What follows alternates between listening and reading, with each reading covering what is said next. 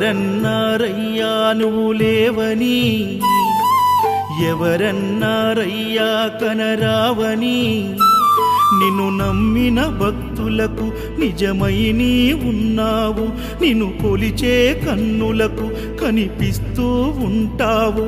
ఎవరేమన్నా అనుకున్నా నిన్ను మరవనయ్యా.